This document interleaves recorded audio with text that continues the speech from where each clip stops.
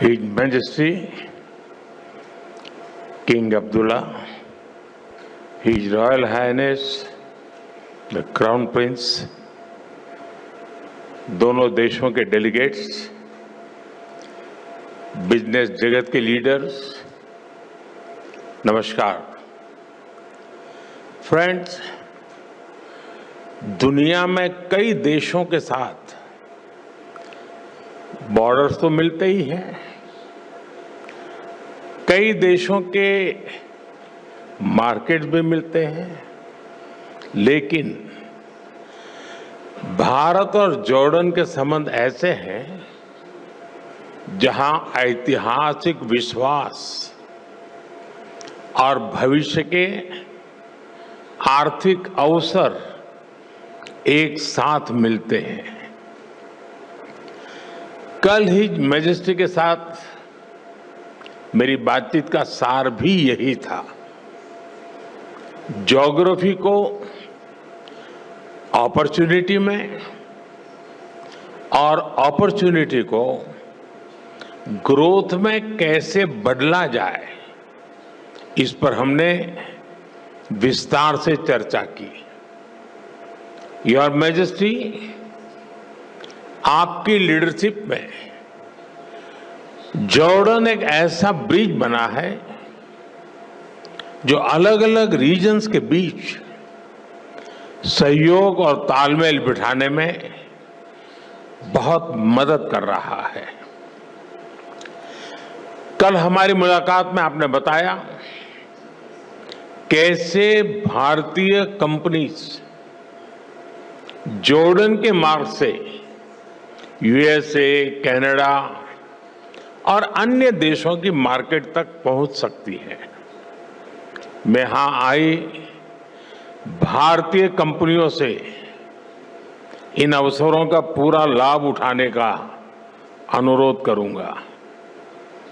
Friends, Bharat आज Jordan का तीसरा सबसे बड़ा ट्रेडिंग पार्टनर है।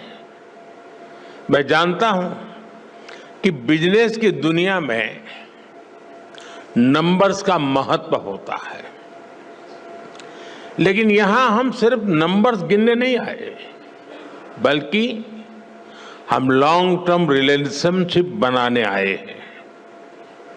एक जमाना था जब गुजरात से पेट्रा के रास्ते यूरोप तक का व्यापार होता था। हमारी फ्यूचर प्रॉस्पेरिटी के लिए हम वो लिंक्स फिर से रिवाइव करने होंगे और इसको साकार करने में आप सभी का महत्वपूर्ण योगदान रहेगा। फ्रेंड, आप सभी जानते हैं कि भारत थर्ड लार्जेस्ट इकोनॉमी की ओर तेजी से बढ़ रहा है। भारत की ग्रोथ रेट 8% से ऊपर है। ये growth number productivity driven governance और इनोवेशन ड्रिवन पॉलिसीज का नतीजा है। आज जॉर्डन के हर बिजनेस, हर इन्वेस्टर के लिए भी भारत में अवसरों के नए द्वार खुल रहे हैं। भारत की तेज ग्रोथ में आप सहयोगी बन सकते हैं और अपने निवेश पर शानदार रिटर्न भी पा सकते हैं। फ्रेंड, आज दुनिया को नए ग्रोथ इंजन चाहिए। दुनिया को एक ट्रस्टेड सप्लाई चेन की जरूरत है।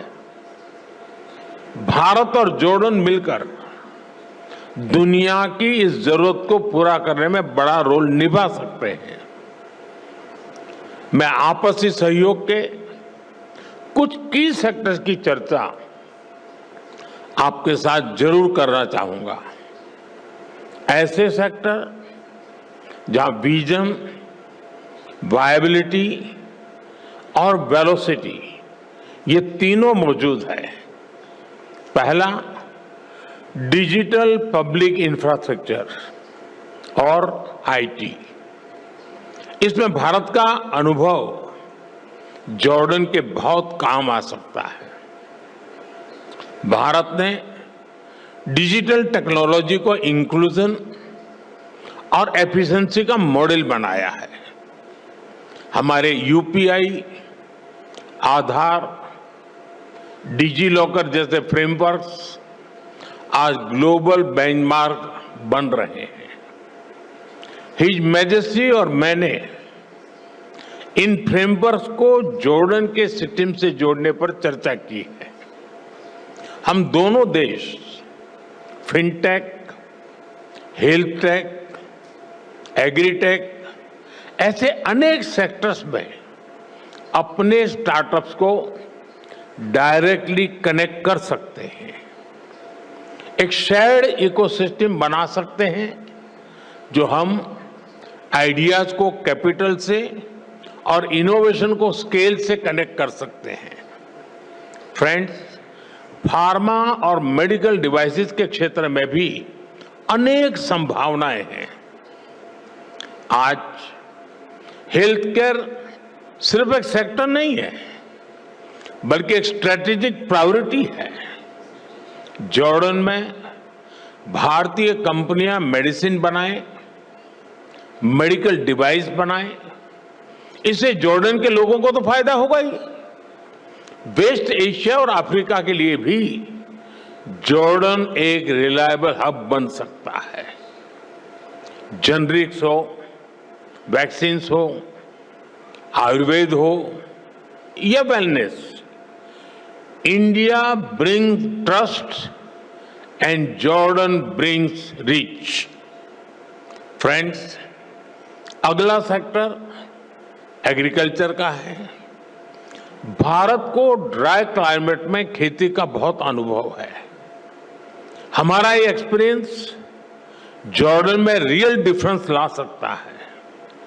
हम प्रिसीजन फार्मिंग और माइक्रो इरिगेशन जैसे सॉल्यूशन पर काम कर सकते हैं। कोल्ड चेन्स, फूड पार्क्स और स्टोरेज फैसिलिटीज बनाने में भी हम मिलकर काम कर सकते हैं।